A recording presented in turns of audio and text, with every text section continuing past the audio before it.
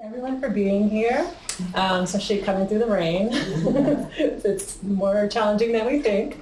I want to introduce Dr. Dave Palmer. He's our guest speaker for our monthly Gifted Support Group meeting, and he'll be discussing giftedness identification and programming.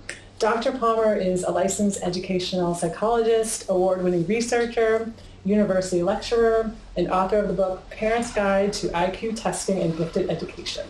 Dr. Palmer specializes in assessment and program referrals for gifted and twice exceptional 2E students. I know that's a very short little bio, but feel free to add anything else. Thank you. Thank you. So I'm going to go over, it's kind of a broad overview of giftedness and testing and programs, but please ask questions as we go along and go in different directions, perhaps. We're going to go about 45 minutes, is that about right? Yes, whatever, yeah. 45 minutes? Whatever. Okay. What do you want to do? Okay. Okay, so we should get started. Some of the topics we're going to talk about is what is intelligence, what is IQ. They're really two different things and mean two different things. Traits of gifted learners, common traits. Not all kids are the same, of course, based on their IQ, but there are some traits that anecdotally we notice with some gifted kids, particularly the higher the IQ, the more we see these traits. We're going to look at different programming options for different levels of giftedness. IQ is a crude number, but it gives us a sense of how well someone should be able to do in school academically, all else being equal, although all else is never equal. But it gives us a starting point to look at. And talk briefly about gifted kids sometimes can be misdiagnosed. Two of the most common misdiagnoses are autism, Asperger's, and now autism, levels 1, 2, and 3.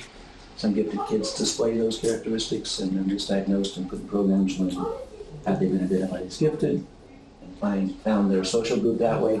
That probably wouldn't have been the case. ADHD, of course, is another. A lot of gifted kids are identified with. Doesn't mean that gifted kids can't have ADHD, but nobody knows quite what ADHD is, honestly. It's behavioral diagnosis. So it's not like we can take a test and you've got it. It's a checklist. The 3 behaviors here on this side and 3 over here on this side, then we'll call you ADHD. We'll try stimulate medication or something. Gifted kids have some of those traits as well, even without that neurochemical imbalance that is thought to cause ADHD. So first off, what is IQ? So that basically is just an intelligence quotient. The IQ scores we get today are not based on a quotient, but because the first IQ tests were based on a quotient dividing one number by a different number, we still use that term, so it's a bit misleading. So previously, 1960, 72, I think, and before that, it would take the child's mental age, which means the age that they are compared to based on the test, divide it by the chronological age and divide that by 100. And they would get a score, an IQ score, an intelligent quotient score. So when we take an IQ test, basically you get a number of answers right in various areas. And then you compare those answers that the student got correct with the number of answers other students of the same age group got correct within a 3-month age band. And from that, we can determine if we get more answers correct or fewer answers correct, basically. So, for example, if a 10-year-old back when they used quotients had a mental age of 16, in other words, they answered as many questions correctly overall as an average 16-year-old, then you would divide 16 by 10, and then you multiply it by 100, you get 160. So that kind of makes sense. Because, you'd probably expect a 10-year-old with IQ 160 to be working quite a bit above maybe a 16-year-old level. Or 12-year-old with a mental age of 11, not quite up to where we would expect them to be. You take that 11 divided by 12 times 100, you get 91. 26 or 92, that kind of makes sense. So for school-age kids, 5 to 18, that was a good system. But once you got past 18, it started to fall apart, or below 3 or 4, so it started to fall apart. It's not a good system. Because, well, one reason is most of our cognitive skills, memory, reasoning ability, developmentally progresses until you're about 18, 19, 20, and then it plateaus. Some of it can keep going up a little bit, particularly learned skills like verbal skills. Other skills just stay consistent and eventually go down. So an 18-year-old, most 18-year-olds have all the cognitive ability they're going to have throughout adulthood. It doesn't get better from there.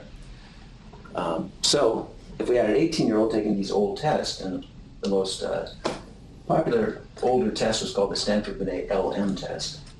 If you had an 18-year-old taking that test, and they scored as we would expect them to do as an 18-year-old, and you take 18 divided by 18 times 100, that's an IQ of 100, right? 100 is right in the middle. That's an average score. So IQ scores are designed to have a mean of 100. That's right in the middle, 50th percentile. So that makes sense. An 18-year-old scores like an 18-year-old, he's right in the middle, 100. But you take a 30-year-old, give him that same test, and he scores like an 18-year-old, well, that doesn't look very good. He gets an IQ of 60, which right now is very delayed. And that's because a 30-year-old, he's not, his cognitive development starts at 18, so the farther away you get from 18, the lower your IQ is going to get. And this is true at a young age, too. Cognitive skills don't develop in a linear fashion all through our development from 1 to 101. There's spurts of cognitive development. A lot of it starts at 3.5, 4, goes up, 18, 19, kind of levels out. So that was problematic. Because what do you do with those scores at the extreme? It doesn't really tell us very much. So now we've changed from a quotient to what's called a normal curve. So now we just compare each person's score, the number they got right, to the score other people of their same age got right. Like we compare a 30-year-old, a 3-month-old, 30-year 3-month-old with a 30-year 3-month-old, and from that we can tell if that person is higher or lower than other people of his or her age band. It's more accurate at the extreme. So IQ is a number you get on an IQ test, right? And when most people think of the word IQ, they think of one number. And typically it's not one number. It's never one number if you do a comprehensive, individually administered IQ test. You get a lot of different scores. It's not just an overall score that's supposed to show your cognitive capacity. There's scores in different areas, which we'll talk about in a minute. But the word intelligence, what does that mean? Well, that's could be different from culture to culture, for example. Even person to person. What is intelligence? There's been a lot of discussion about that. One person that maybe you've heard of is Howard Gardner, a Harvard psychologist, came up with the idea of intelligences. So he said, the way we define intelligence by an IQ test is too narrow. We're only looking at two things, really, mainly verbal skills and visual skills, basically. And then some of it maybe memory and cognitive speed. But intelligence goes way beyond that. So he came up with this idea of originally 6, then it went to 8 intelligences. That some of them are easier to measure than others. The first 2 were verbal, and that is something that we do measure. Person's vocabulary, ability to understand and explain concepts with words is one thing that many people would agree is an aspect of intelligence, and that's one thing that is measured on an IQ test. Another one is logical, mathematical skills, which also ties into visual, perceptual skills, language arts, math, basically. So those 2 things are covered with the modern IQ test. Other aspects of intelligence that aren't covered by IQ tests include art ability, for example. Some people you probably know that are very gifted in certain forms of art, musical art, visual arts. Why is that? We all know people that seem to be born with an innate talent, right? They can do something early on. The rest of us could probably do that thing, but we struggle to do it. We have to practice a lot, but it comes easy to them. But the person that is very good at art may not do very well in the standard IQ test because it's not capturing the thing that they're really good at. Another one is physical skills, right? So skills used in certain high-level sports. That certainly isn't assessed on a standard IQ test. Musical ability is another one, right? Again, I know several people several people that appear, again, early on just to know how to play an instrument or pick it up really quickly. My son did that. I play guitar, but I'm still, struggling with it. He picked one up at 14 or 15 and blew past me like in 3 months. Never had a lesson. I showed him a few chords and his friends went off in a corner and suddenly he was playing guitar. So it's something, he has some connections up here that I don't have. So music is another aspect of intelligence that we don't measure on IQ test. Another important aspect of intelligence, high ability, is interpersonal skills, how to get along with people. Work with people well, are we a great leader, do we understand social dynamics? That, given an average IQ, is arguably maybe the most important intelligence to have for success, whatever that means, right? Even in work, certainly in any kind of social environment. And we all probably know people that we assume have a very high IQ, but that don't have those social skills, right? Sometimes it seems like you have IQ, you're less likely to have those social skills. Intrapersonal intelligence, so going inside yourself and understanding yourself and being able to sit with yourself and being able to understand yourself, basically, is very difficult for some people, struggle with it. Other people seem to be able to do that quite well. Meditate, they make decisions based on deep knowledge of themselves. So intrapersonal skills, another very important skill that of course is not measured by these tests that we do. A more recent intelligence that Gardner came out with was nature, just being connected with nature and filling residence with nature. Some people are really attracted to nature. Plants and trees and birds, the ocean, and of course that is not tested on IQ test. But what do we do? What do we measure on IQ test? These are the 4 things that are included on all comprehensive IQ tests. Each publisher breaks these down in different ways, but you'll find these components on all IQ tests. The first 2 are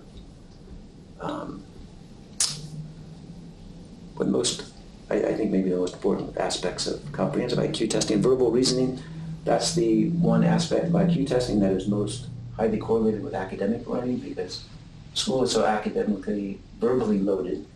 We read, we write, we listen, we speak. So if you have a high verbal IQ, you're more likely to do well in an academic setting.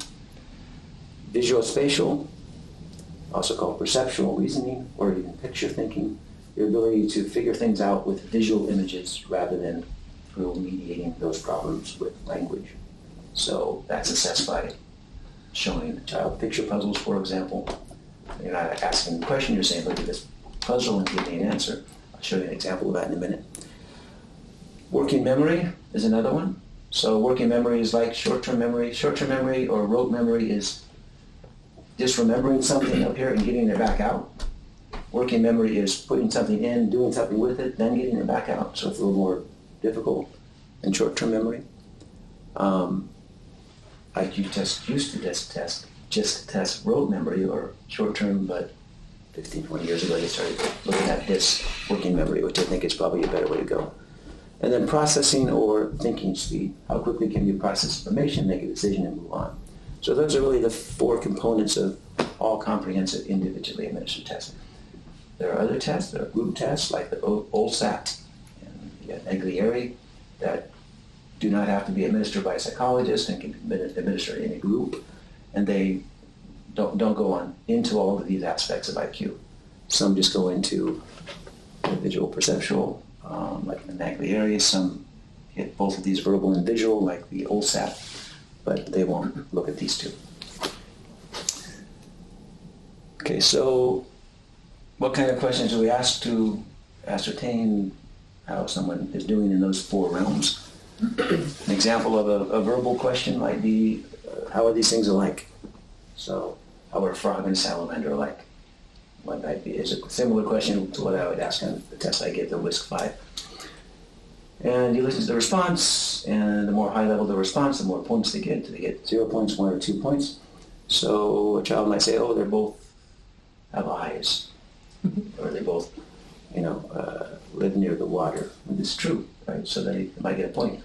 But if they are able to understand and grasp and say that they're both amphibians, that's a higher level of knowledge, then they would get an extra point. So how deeply do they understand the connections between these two things that are related? So that's an example of maybe a simpler question. And then another question that's assessing verbal IQ. If I go in it, what's gravity and electromagnetism? How are they like? Now, you get this far, most kids, can understand these concepts. Some will, though, because it's self-taught or, they are just interested in those things. A lot of gifted kids do self-teach, and they move ahead with the curriculum by going on the internet or reading books from the library or talking to their friends. And that might, one point response there might be, those are science terms. Another 2-point response might be, those are 2 of the 4 forces of nature, according to most physicists. So how well do they understand these constructs, and how well can they put them together and looking at the big picture? So that's an example of how we would test verbal What age skills. are those questions for? Well, all IQ tests are for a certain age range. Right. So one of them is the WISC-5, so that's from age 6 all the way through to age 17. But you always start, it's kind of like a basal level. You start at a level that's commensurate with their age, and it's easy, and you keep going until they miss a certain amount, 2 out of 3 or 3 out of 4, and that's the ceiling, because you don't want to frustrate somebody, a child or an adult, so you stop them there. The one test can cover a lot of ages, because again, we start where we think they need to start, and we stop them before they get too frustrated. Interesting. Okay, thank you. So that's an example of maybe visual spatial, right? So here's a pattern. What goes in that place with the question mark? I had to look at this for a while last night to figure this out again. We can look at it for a while, and let me know if you... This is WISC-5 as well? None of these are from the actual test. But WISC-5 level?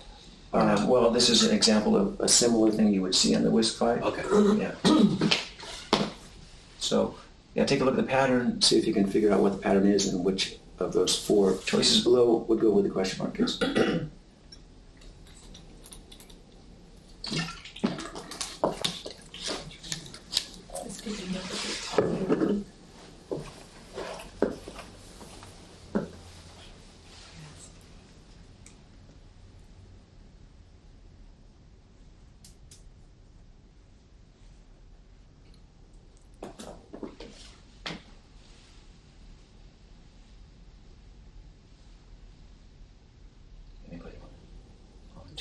The D? It's D. Yeah. Yeah. I had to look at it myself several times. But, so why is that? Well, if I remember what I was thinking last night, there are 3 different shapes. It doesn't matter if you go up and down or across. So you want to have the 3 different shapes. What's going on inside? Looks like there are 3 different shapes each time. So if we go across here, the one shape that is missing is the rectangle. Same here. And then this shading too gives us a hint, right? So 2 of them are shaded and 1 is not shaded, so it would be D. You start with easier puzzles and then you go into very hard ones, very difficult ones that really I can't even get, even if I stared at it for half an hour. So that's an example of visual spatial skills. That just explains, how to solve that. Short-term memory, working memory. Well, this is short-term memory. I'm just going to say some words, and then after I say the words, just try to remember them in your head. If you have a pencil, you can write them down. And then repeat them to yourself. And then I'm going to show you what the answer is, and see if you can get it. Okay, so I'm just going to say 7 words. Now, 7 is the typical number of stimuli or items that we adults can remember. So here we go. I'm going to say some words after I say them. See if you can say them back in your mind, and then I'll give you the answer. Here we go. Apple, banana, pear, grape, mango, apricot, peach.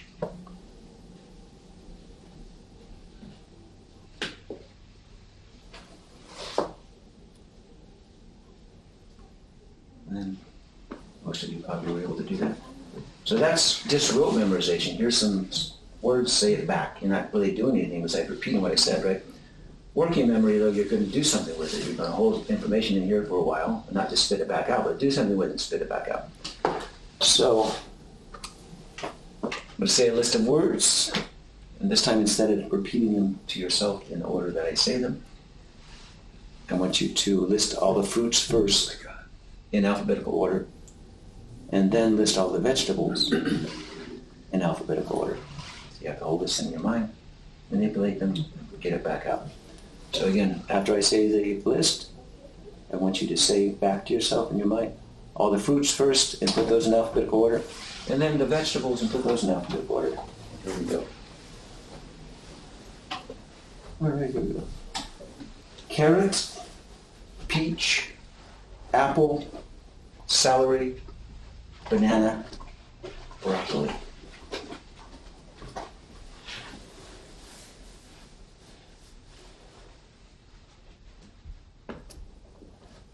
Let's see if you're able to do that.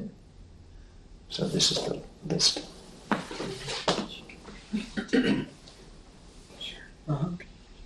So can you feel your, now you kind of feel what working memory is, right? You hold something in your mind, you do something with it, you spit it back out. So that's important for school, as we, tell academics. A lot of what we do in school has to do with that. So manipulating information in our mind that we hear. So that's an example of working memory. Processing speed, I don't have an example of that, but that is how quickly you can think and react. And that's also often assessed by a written task. Like here's a bunch of symbols associated with numbers. You get 3 minutes to put as many symbols out as you can. How quickly can you do that? Scan for information, write it down, and move on. That's an example of processing speed. So IQ tests and IQ scores. So now we know that IQ scores are not the same as intelligence, right? The IQ test is a crude instrument that just gives us a number that is pretty highly correlated with academic achievement. But of course you can have an IQ very high IQ, and your academic achievement very low, because depending on what you do with your IQ, right? Or you can have a moderate or slower IQ, certainly, and if you put a lot of work into academics or whatever you're doing, you can do much better than someone with a higher IQ. So again, IQ score only is a crude predictor of how a person should be able to function academically, all else being equal. But again, all else is never equal, right? There's your personality, there's your temperament, there's how much you stick with something, there's your intellectual curiosity, there are distractions, there are your other interests, but it's a piece of the puzzle.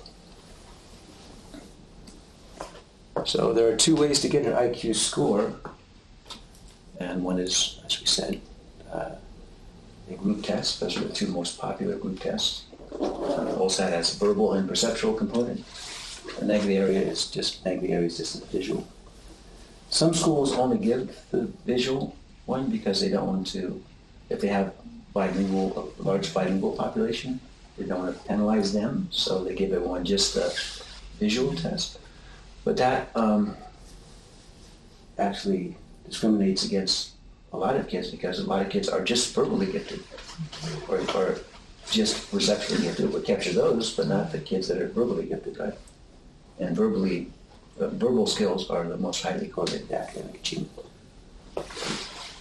These are two of the most popular comprehensive individually administered tests. It takes about an hour and a half to give them, and it taps into all those areas we looked at: verbal skills, perceptual skills, working memory, processing speed. Are they generally considered equal in terms of outcome? Well, yes, they're all highly correlated with one another. So you can take the scores and, correlation levels are quite high, but it varies a bit. I like the WISC-5 because it gives you a more distinct score related to verbal and one perceptual, whereas the Stanford-Binet kind of mixes those two up. It has some subtests in the verbal area that would probably be better in the perceptual area and vice versa.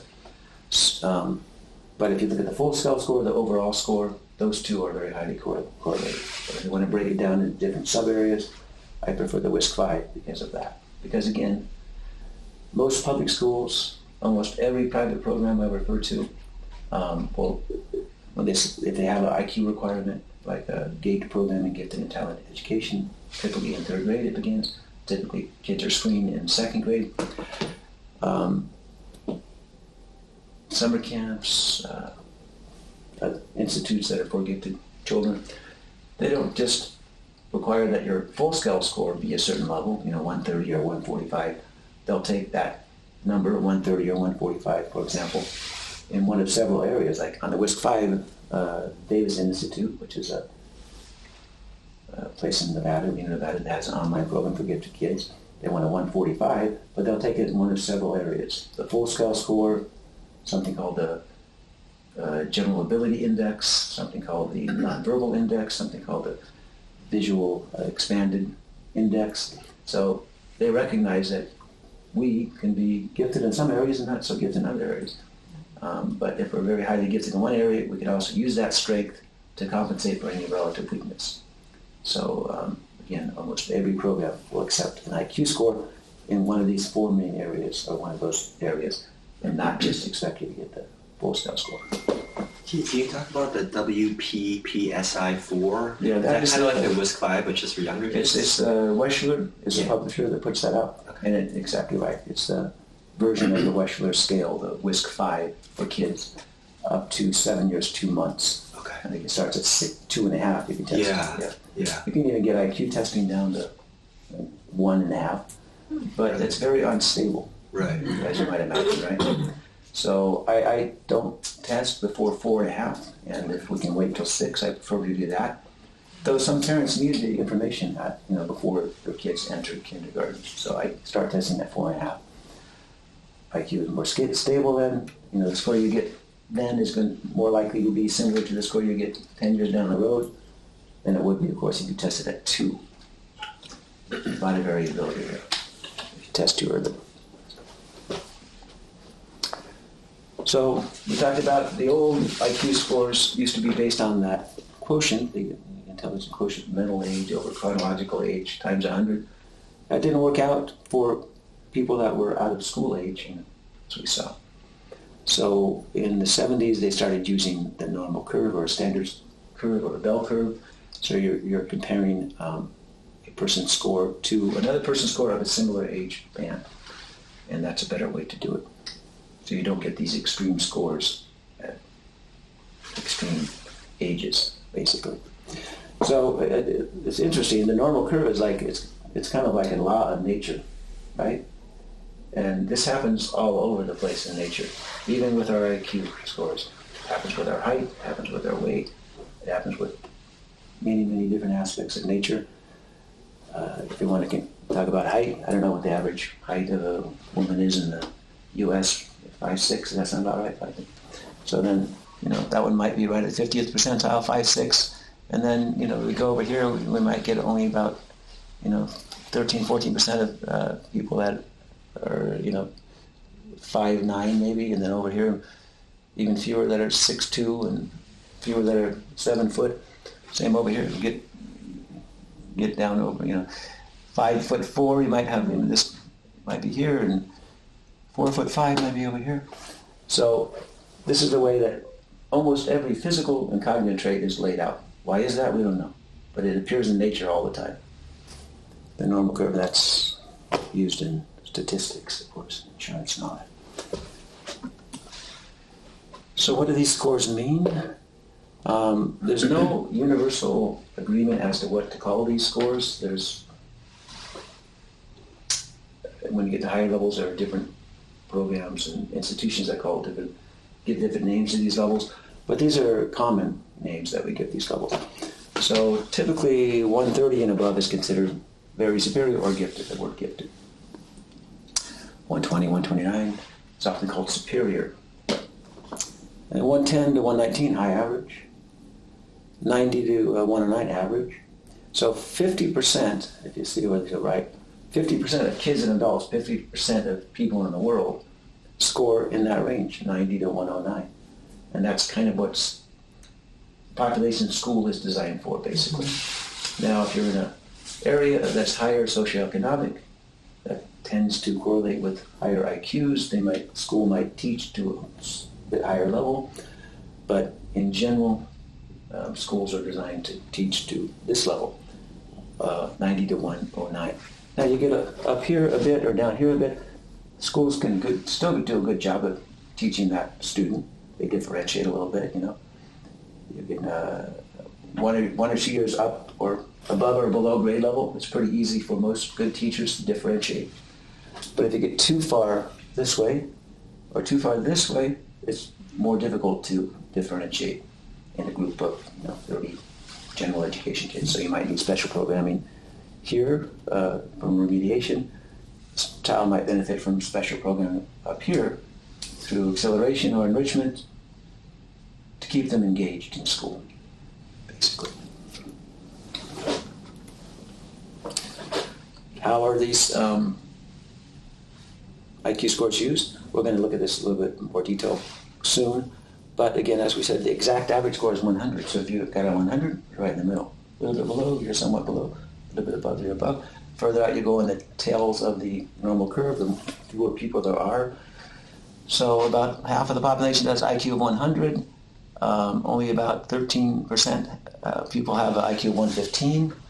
And by the way, at IQ of 115, anecdotally, you can pretty much do anything you want academically if you don't have a processing problem going on or if you put effort into it. Again, all else being equal. You don't need to have a high IQ, like 140, 150, to do well in college. You can do well in college with IQ 115-ish if you study and you put effort into it. But for kids that might benefit from or need acceleration or enrichment to stay engaged in learning or just to keep up with their own interest, most programs that I refer out to that are outside of the public schools, they want a 124. Is that gifted? Yeah, some people do call it gifted or mildly gifted. Remember, there's no universal terms that we use to describe these levels. So 124, that's the top 5%, 95th percentile. Only 5 out of 100 kids score that high.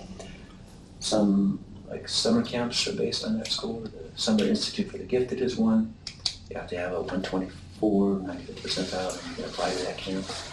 There are other online programs and in-person programs that require that score.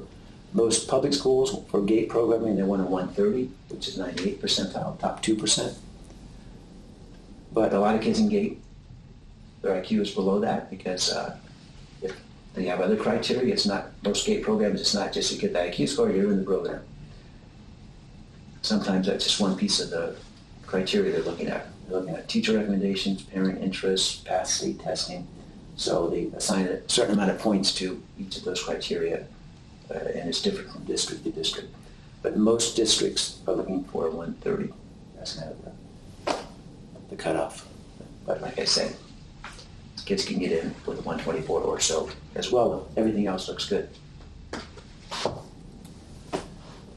So if we look back at those older IQ tests, and this is, a lot of people are become, that have a cursory interest in this, and they read about Einstein's IQ or someone else's IQ from way back. That was 250 or 220. That was almost for sure from that older test that actually used quotients like the Stanford Binet LM or one of those tests, where they had those very skewed scores at the extremes. So back then, like 145 to 159 was called highly gifted. 160 to 179, exceptionally gifted. 180 and above, profoundly gifted, were some of the terms that were used to describe those levels. Now all modern IQ tests top out at 160. So you can't get a score above 160 on most modern IQ tests, except the WISC-5 does allow for extended norms, so sometimes we can go above that. So those are when you hear somebody had an IQ of 200 or 250, again, you're not comparing apples to apples, right? Because that person you're looking at historically, they probably took the older type of test. It wasn't based on normal curve, it was based on that quotient that provides us skewed scores. So with modern tests, these are the levels, the terms that are usually ascribed to these different levels. So most people start using the term gifted at 130 or 124, but let's say 130. And then 138 is often called highly gifted, to 144. 145 is often called exceptionally gifted. Davidson Institute, though, that program that I mentioned before. They call 145 profoundly gifted, so that shows that there's no universal agreement. And 152 and above is often called profoundly gifted. But IQ, if you take an IQ test and you get a score, there's some variability in that too, right? Because there's error in the test. If you were able to take the same test, 3 days in a row and forget everything you learned previously, the score wouldn't be exactly the same because the environment's going to be different. The test taker might be more energetic at a day, they get higher score. The person giving the test, may do something different. So 3 to 5 points, it's error measurement, sometimes 5 to 8 points. If you take an IQ test and you're 8 or above, and you get a 117, most likely if you take another IQ test in 5 or 10 years, you're going to get a score around 117, plus or minus 3 to 8 points, up or down. Do people retake IQ tests?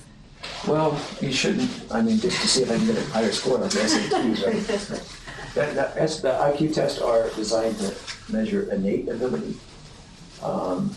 So traits, cognitive skills that are difficult to train or difficult to improve,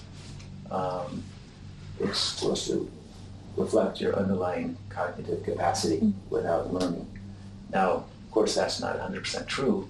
Some aspects of IQ tests can go up with learning or coaching, and particularly the verbal skills, because you read, and get some coach. That can come up a bit.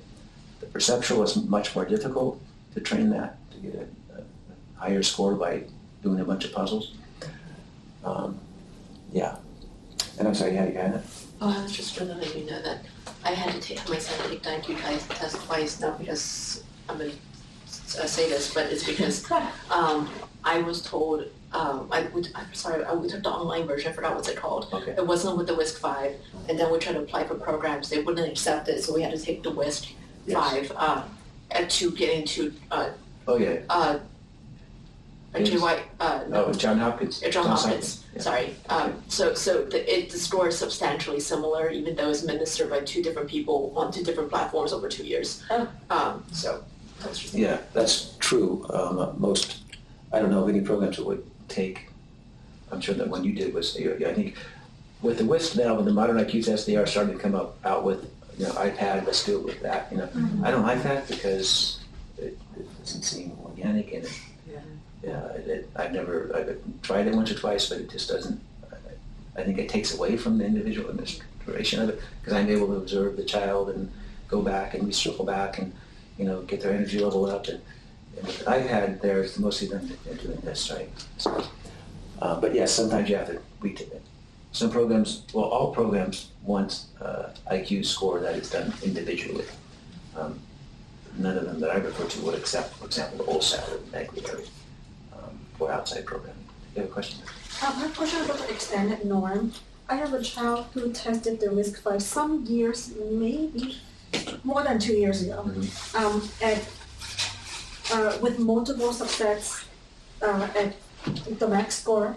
I have looked at that document, the technical report 7 or 11. I cannot make sense out of it. So if I am curious to see where he actually is, where is a good place to just not retest, but just... You could email me and remind me if you'd have to have his subtest scores. I do have that. If you have his subtest scores, most psychologists, some psychologists will give you not just the scaled scores, but the subtest scores.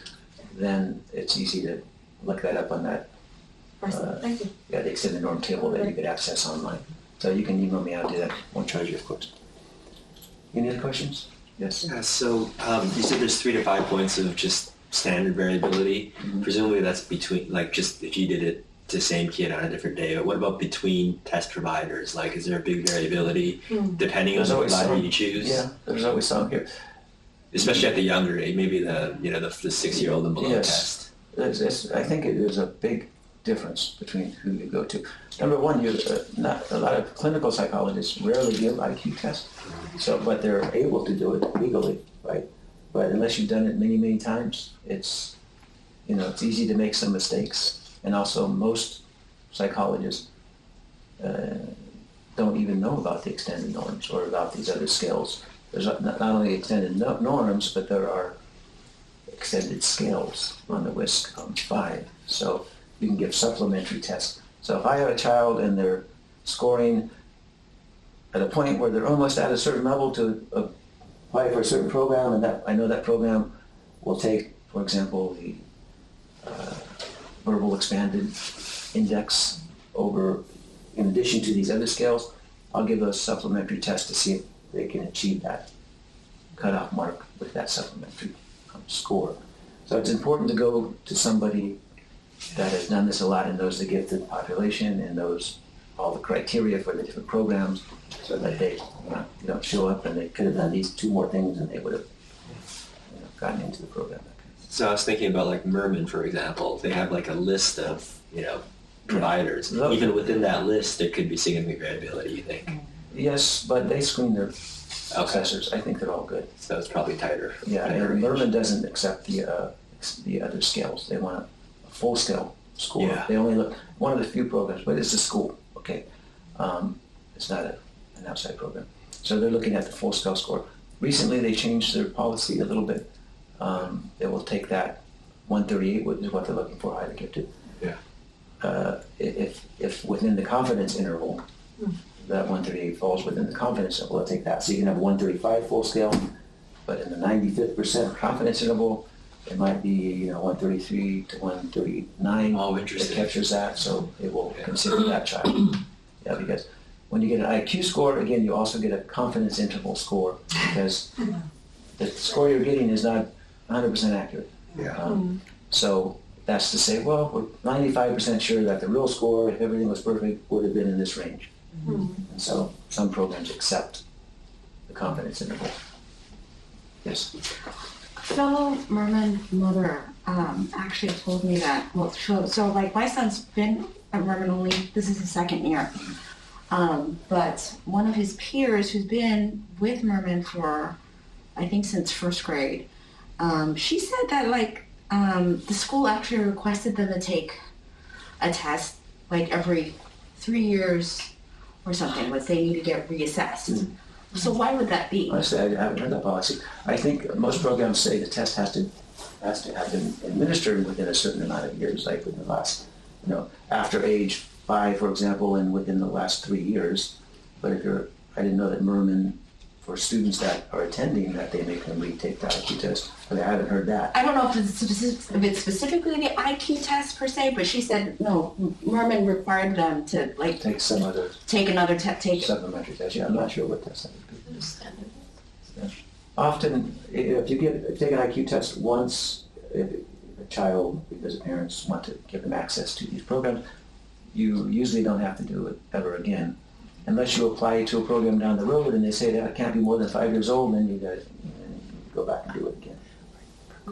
Most kids never have to take an IQ test. I don't even recommend it for, sometimes parents call me up and I don't give a test just to find out what a kid's IQ is. Right? Yeah. So I want to I only do it if there's a reason to do it. Like, what is the assessment question? So now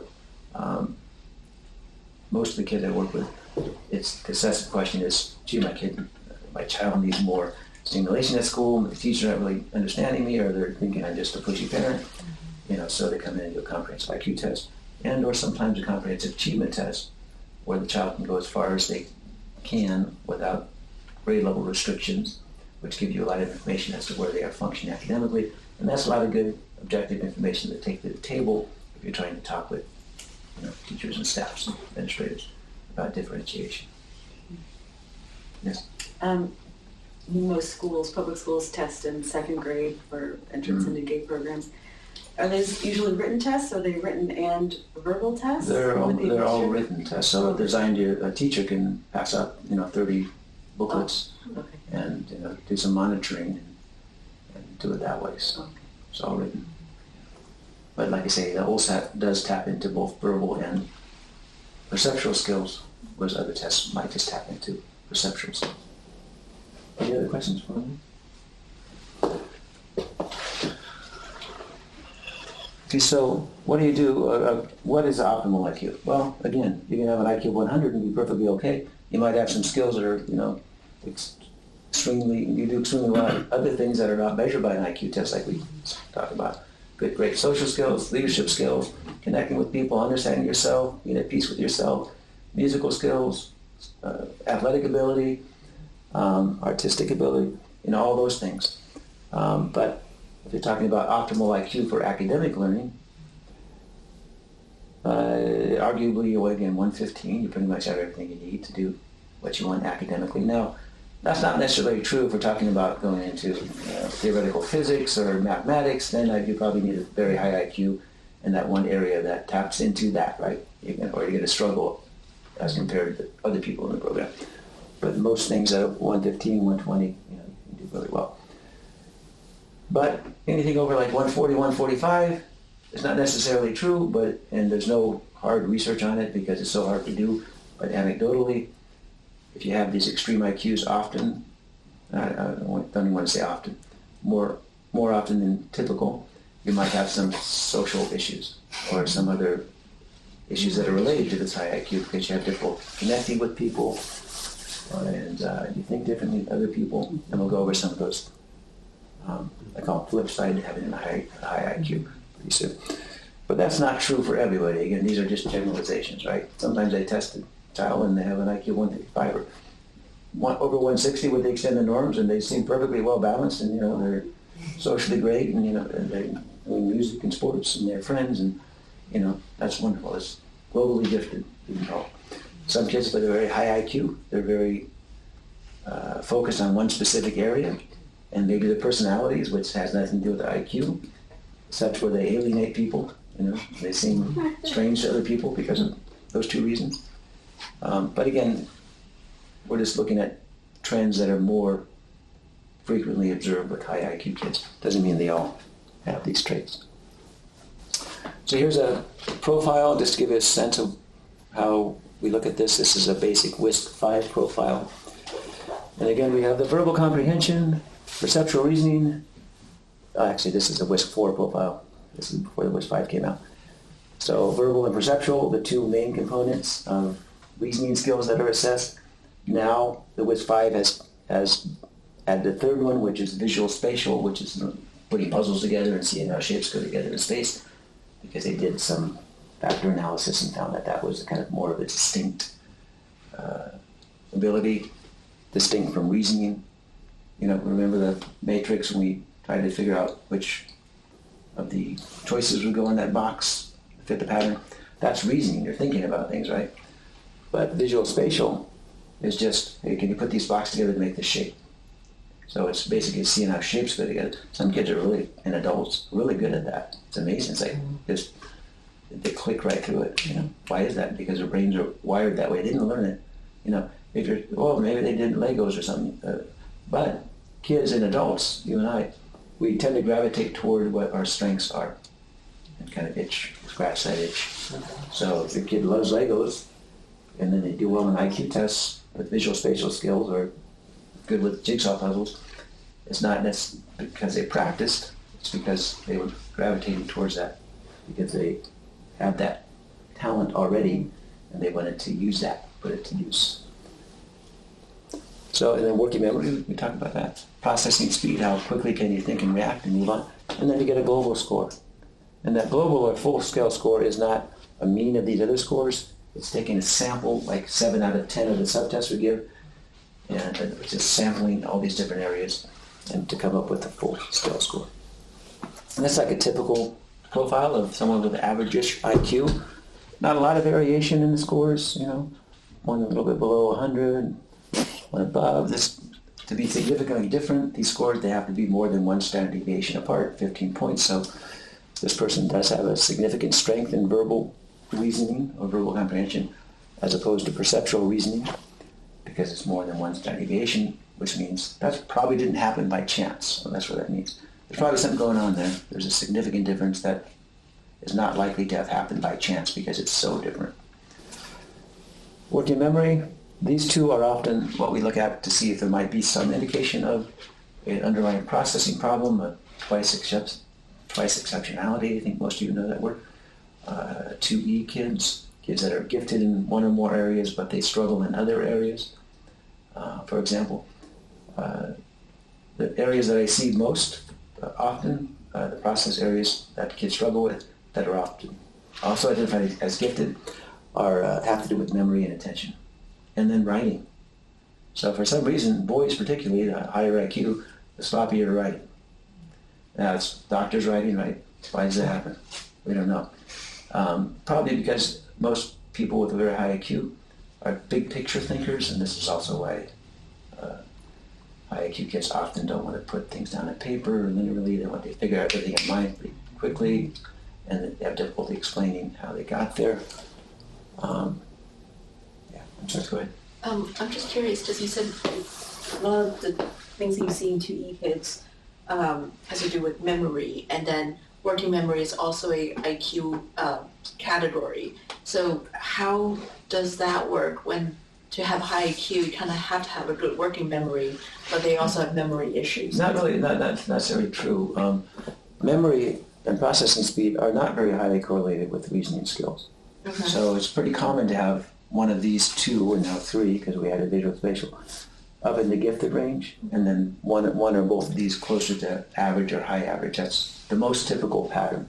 Okay. So it's not typical to have everything up in, the 130s. That's unusual, but when that happens, that's great. But the absent-minded professor syndrome, we can call it as well, right? So you get somebody that's always thinking about their area of interest, mathematics or physics or with anthropology or whatever it is, but then they forget, where the car keys are, or the socks are, and a lot of you could probably identify with. I do that all the time. I forget where things are. So you can have very high reasoning skills and working memory. It's important for academics. There's ways around it. But a lot of these kids, too, like, for example, they won't memorize their math facts. It's torture for them because it's rote memorization of non-meaningful stimuli, right? What, say times 7, 9 times 9, 4 times... Oh, God. It's not something interesting to them, so it's like torture for them sometimes. So often you get very high IQ kids, and they don't know some very basic things, like the math facts that you should know with automaticity, right? You should know right away. And that makes them appear like they're not highly, high achieving or talented or gifted kids. Or the writing, too. Again, for some reason, the higher the IQ, the more likely it is to have sloppy writing. Now, nowadays, that's not as big of a deal because, we have word processors. I used to have to use a dictaphone before they had those. Now, when I was a psychologist in the schools, because I couldn't write it out, there's no way you could secretary read it, and I started using a word processing templates. So there are ways around that. Yes? Regarding the general ability index, my understanding is that takes into account deficits in working memory and processing speed. Does that make it a more accurate? A general ability index actually factors those things out. Factors those things out. So so therefore, the general ability index, and again, this is a WISC 4, but we're assessing 3 areas of reasoning: verbal, perceptual, and visual spatial. So the GAI, the general ability index, just looks at their performance on those 3 areas, and it factors out the other 2. So it's a better number to look at if there's a lot of scatter and one or more, both of these is significantly lower, because that gives you a better sense of the reasoning ability while factoring out the possible processing issues. Yeah. But if there's not a lot of scatter, then the full scale is often a good, representation of their overall cognitive ability. Okay. Oh, you mentioned that the writing skills some of the 2E kids can struggle with, but you won't see the writing skills on one of these tests, right? Or can you tell? No. Okay. This is not a written test at all. Okay. No, there is one thing where they're writing quickly, but they're not writing paragraphs or send. They're writing symbols down. Okay. Or seeing how quickly they can do that. So that can be one thing to look at in conjunction with other tests if you're doing a full psychoeducational evaluation or learning disability assessment, which typically involves a comprehensive IQ test, a comprehensive achievement test, and then several tests of different cognitive process areas: memory, attention, visual spatial skills, that kind of thing. By the way, that's all changed too, how to identify kids with learning disability. It used to be that most schools, almost all, would give comprehensive individually administered IQ tests to test kids for learning disabilities. But now there's a different model that I think all schools now are using. It's called a process strengths and weaknesses model, whereas we used to have a model called the significant discrepancy model that required us to give an IQ test and compare the IQ scores to the academic scores. And if they're way different, we say something's going on, let's see what it is, and we test memory and visual, spatial, and attention. Oh, looks like it's memory, so we qualify.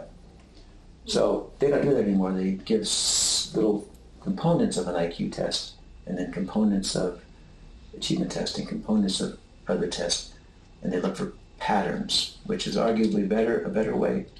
They're looking for a specific reason, like if there's a deficit in memory, you would expect that to impact, for example, math, because math involves memory so much.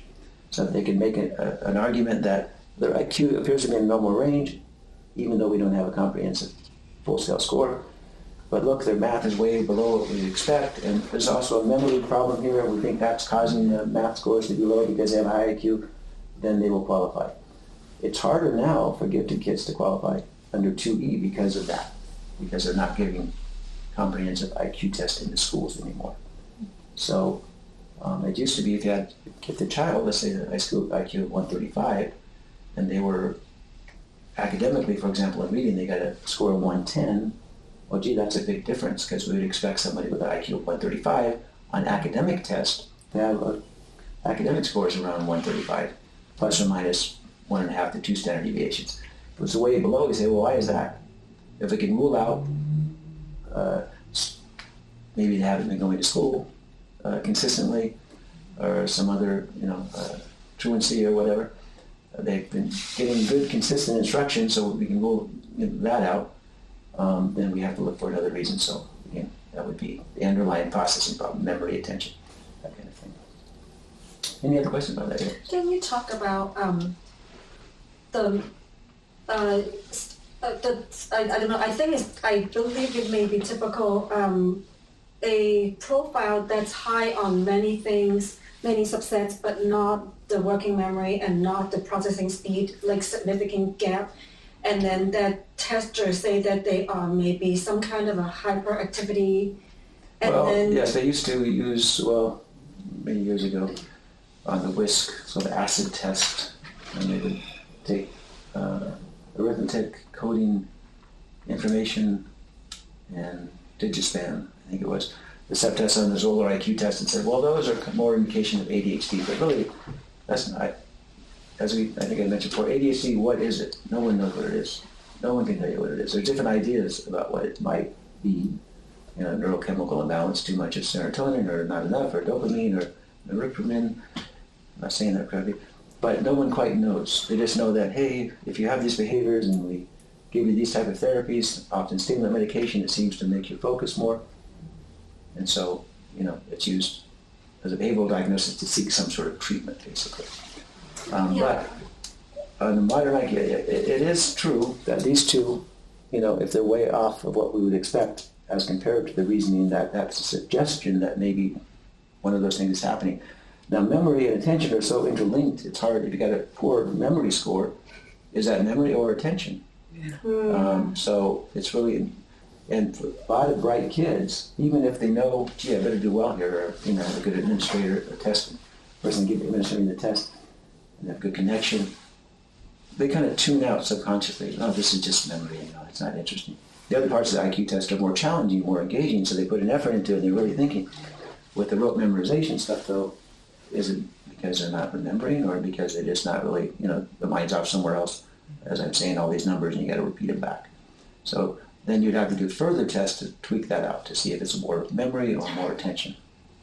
Yeah, but those two are the area, mostly working memory with kids that are eventually diagnosed with ADHD, but again, it's a very loose correlation.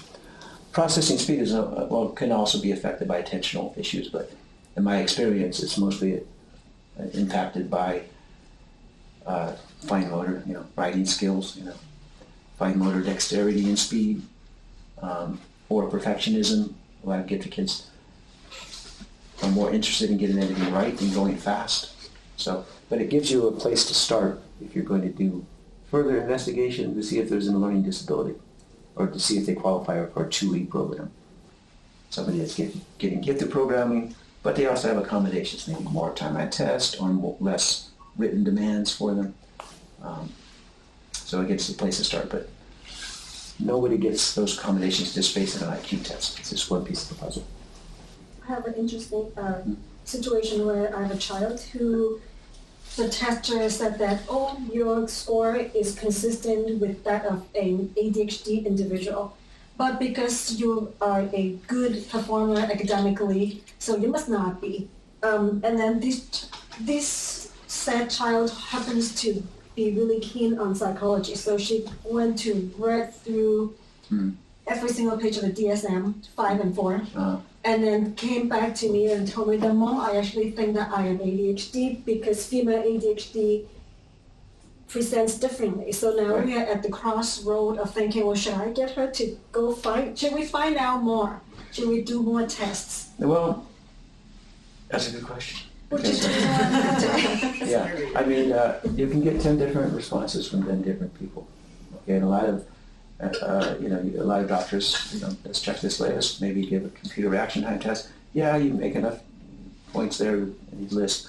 So I'm going to call you ADHD. Often to give someone a label is, you do that because you have to do that in order to get treatment. So insurance companies want a code, like, what code is that under? You got to give them a label first, right? Before they pay for the services, the medication or whatever. So it does, it depends. Part of what I do is, a lot of parents that come to me is because their kids are it's being suggested to the parents, your child is ADHD, you got to pay attention individually. And so this is part of differential diagnosis. Because yes, if you have a very high IQ, and this has happened many times with me and the clients I work with, and then we find out, gee, it looks like, let's do the IQ test, maybe the comprehensive achievement test. Yeah, they're working 2, 3, 4 years above grade level, and that's not being recognized in the school. So what's the child going to do? They want stimulation, so they're going to move, or they're going to think about something else, and they're going to look like they're tuning out, not paying attention, because they learned, gee, what am I going to do? But I can't just sit here for 6 hours. I better entertain myself in my head. So what I always suggest is, if you can, get an IQ test, bring it to the school's attention, differentiate a bit, see if that diminishes the characteristics of ADHD. But if you do get a diagnosis of ADHD, again, I don't know how valuable that is, unless you're seeking medication or treatment or something like that. Any other questions?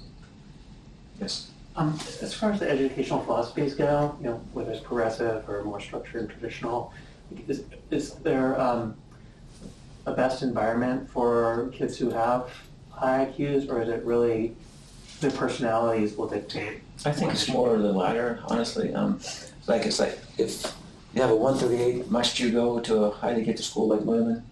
Or 145, must you be go to Reno, Nevada to go to the school there that's set up for profoundly gifted kids? I don't think so. But some kids thrive in that environment and enjoy it. It really depends on where the child feels most comfortable socially, and they're getting at least a good part of the day what they need academically. It's harder to do early on, grades 1 through 5 or 6. Easier to do middle school, high school, because you can do AP classes, you can do honors classes, you can take concurrent college classes, freshmen can sit in classes with seniors. But the difficult time is elementary school usually. So that's when testing comes in, because it's good for a parent to bring this objective outside information to the table, and then the schools are more likely to say, let's put that child with a teacher that understands differentiation, or to do single subject acceleration or other type of strategies that work for these kids. But again, I think there's some value. It of course, to be well-rounded, right? So you don't want an academic, other people have different opinions, but there's social, there's sports, there's music, there's friendship, there's downtime, right?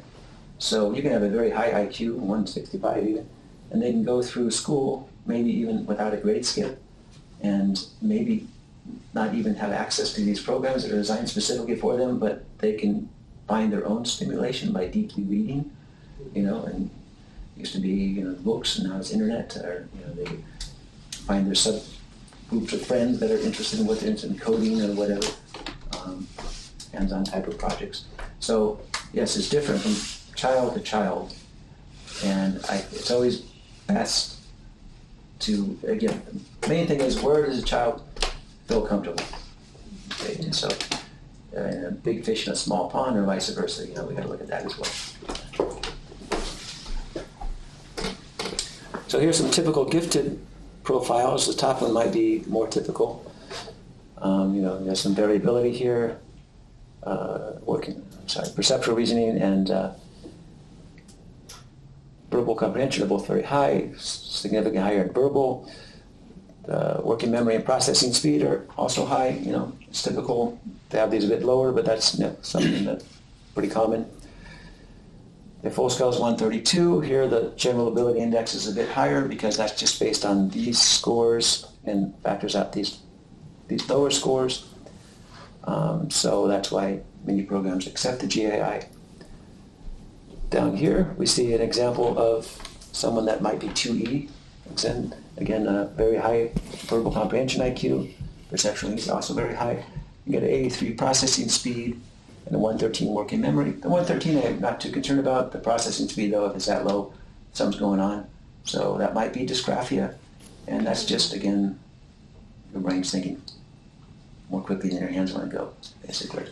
And there are ways to work around that. So that might be a suggestion, hey, we should look into more testing to see if we get them some accommodations for this. A lot of kids are very disheartened by, they love to do things in their head. They don't like showing the work. We always say to parents that the child needs to learn to play the game of school. Gee, we know you don't like to do that, but it's something everyone has to do. I had to do it as a kid. You're going to have to do it. And maybe by testing, he or she can get accommodations. Instead of doing 20 problems, do every other problem.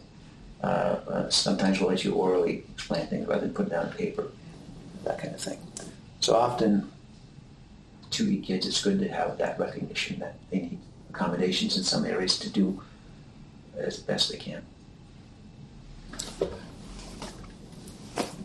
Okay, so yes, gifted kids, common traits, but as a caveat, we kind of discussed this already. This is a true correlation, very highly correlated. If you take school-age kids from 5 to 11, and you measure the distance from their pinky to their thumb when they hold their hand out as far as they can, the distance between their pinky and their thumb is highly correlated to their reasoning ability. What? Yeah. Come on. No. But this is school-age kids. But what I'm saying is correlation does not mean causation. Right? What is the distance? Well, it's spurious because 11-year-olds have bigger hands than 5-year-olds. Yeah. Right? So there's a correlation there, isn't there? You take elementary age kids from 5 to 11, and you measure all their hands, the 5-year-old, 6-year-old, 7-year-old, up to 11. Kids with a bigger hand span are going to read better because 11-year-olds read better than 5-year-olds. Oh. So it's a spurious correlation. So when it's a correlation that is there, but doesn't mean that the two things are connected. There might be another variable that we haven't thought about, right? So the traits that we're going to go over, keep that in mind too. Just because you're gifted doesn't mean you can have these traits. You can have these traits without being identified as gifted. The correlation doesn't mean causation. Okay, so typically they master academic skills more quickly, more easily.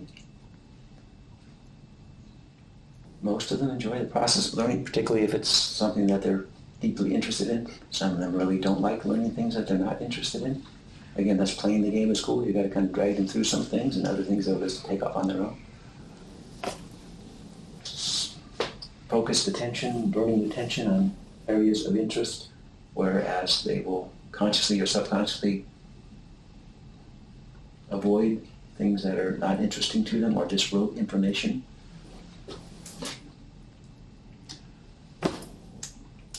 They understand a deeper understanding of constructs and ideas than do their age peers. Therefore, a lot of gifted kids tend to hang out with older kids or go to adults for conversation. A lot of them have a high activity level. Not true of all of them, of course. Why? Maybe because that's the one way they can get more stimulation, be it even physical, because they are so understimulated in other ways. Early talkers often, but that's not always true. Sometimes you have kids that test, they're profoundly gifted, but they started speaking late. That happens. And there are different theories about why that happens. I think Einstein was reportedly one of those people. They don't need much repetition, and so when you give them repetition, they get frustrated and they tune out. But then again, the flip side is, a lot of gifted kids won't memorize lists and non-meaningful things, math facts, that kind of thing, unless they're forced to have repetition. That gives them incentive for it. They can self-teach, so they know more than maybe the teacher sometimes because they delve deeper into the subject that the teacher really hasn't looked into very much. They're creative in the way they solve problems. And sometimes in math, for example, we'll solve a problem like this, but it's not the way the teacher wants, and they can't quite explain how they got it, but it's up here someplace and the answer's right. So they go back and say, how did you do that? Put all the steps. That's very frustrating for some kids. And many of them prefer learning alone instead of with groups, maybe because in a group they end up being one often that everyone's kind of relying on to do most of the work. Or social traits, gifted kids. If that's an actual picture, I think of Bill Gates. In trouble with it. Often they have an advanced sense of humor. 3 or 4 or 5-year-old might understand dry wit. So you have to kind of be, or a sarcastic joke. You have to be careful. My granddaughter does that. She's always picks up on things that we think she's not going to pick up on, so we learn not to say this. We mentioned this before. Gifted kids will often gravitate toward older kids or kids with similar cognitive profiles, even though they don't know their peers' IQ. You get best friends often. They will be in a pretty tight range of cognitive ability, but that's not always the case. Of course, you can make connections, friendship connections through other non-academic areas as well. Often, gifted kids are more sensitive and sometimes are better able to emotionally relate to their parents or other adults or other kids or connect to other kids. Sometimes the increased sensitivity, though, can lead to more temper tantrums and outbursts as well. Why are they more sensitive? Again, we don't quite know, but probably has to do with the greater number of neural connections or the way those neural connections are able to communicate with each other, lead to the high IQ scores, also lead to more intense emotional states.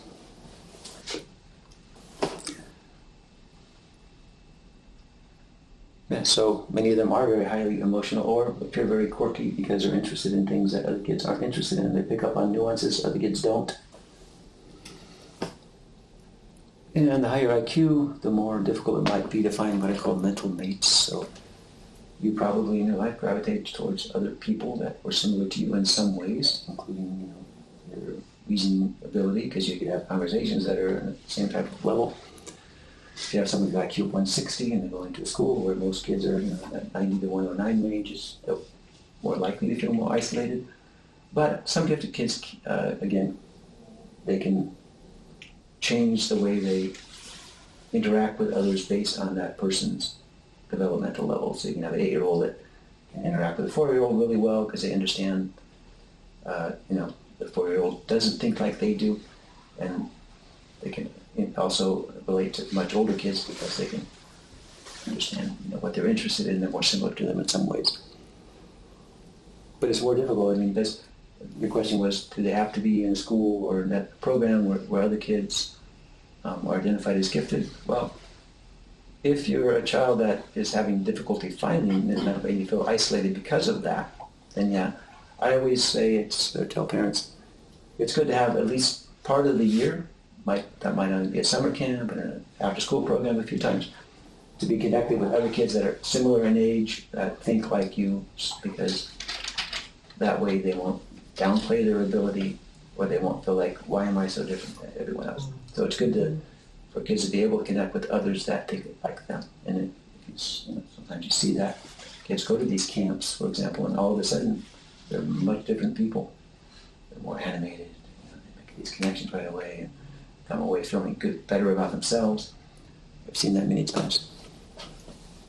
But, in most public schools with, 150, 300 students, there are enough variation in cognitive ability or IQ where you can find, hopefully, a friend or two or three, in a typical school setting.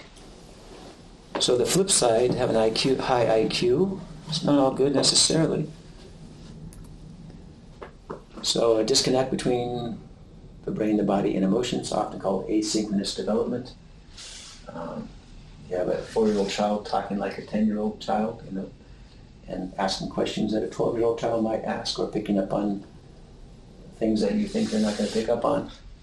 And maybe they're not ready they can understand these concepts, but they haven't had the developmental experience to process those concepts. So they're stressing to know what is death, what happens after you die, those kind of questions that might come to them earlier, and it's harder for them to understand those things if they haven't had a lot of life experience. So that could lead to some feelings of alienation or other issues. Oversensitivity. There's a guy named Dabrowski that wrote about that, a book or two. Dabrowski's oversensibilities, I think it's called. Yeah. Overexcitabilities, that's it. Yeah. So higher IQ, the more you might have these traits.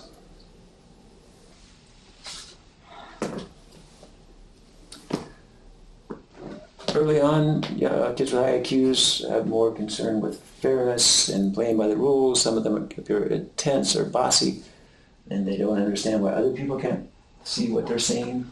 So they get frustrated and they have meltdowns. My experience is that often happens from 4 to 7 or so, and at 8 or 9, things settle in and they learn how to cope. Talk. Right? Yeah, eventually they learn strategies to deal with that. Yeah. Self-image or self-esteem. So, is it really 7:20? Oh my God. I'm going to go faster. Okay, so this is important, and you already know this. We don't want to praise anyone for being gifted. Gee, you're really smart. You're really smart. You got to do it. What you do is, there's a book called Punished by Rewards by Alfie Cohen. That's a good one to look at. And of course, Carol Dweck is another Zweck, Carol Dweck.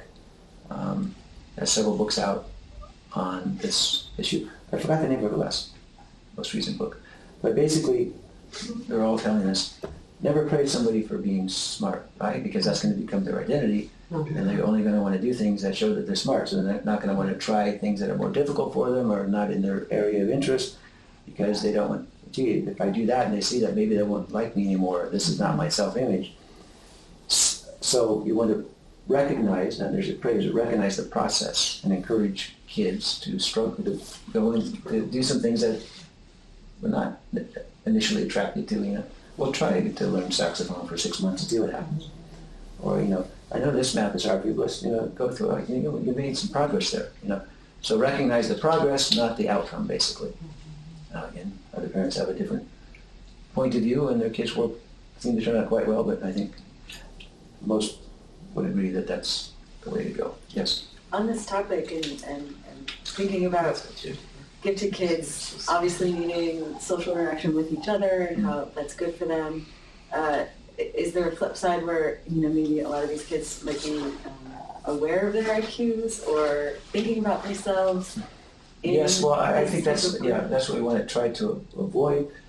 Most kids, it's interesting, that I work with, they don't care. They don't know what IQ is a very loaded term. Yeah. So I'm honest. I tell parents, tell them they can come and play puzzles and games that allow us to see what kind of schooling that they may enjoy, and give them an opportunity to participate in programs that they might be more interested in. But to focus on the IQ, I always say, and I talk about it openly, it's a crude score, it doesn't tell us a whole lot, it can change, but it says that all else being equal, if you put effort into school, you should be able to do quite well. Some things but I always also say, but that doesn't mean everything's going to come easy for you. In fact, you should try things that don't come easy for you. Because if you learn to avoid things that are not easy, that sets you up for failure later on. So, and again, perfectionism is another thing that can happen there. You're not satisfied with easy answers, as we just discussed, God and death. Energy level can be problematic, typically with boys, typically younger for some reason.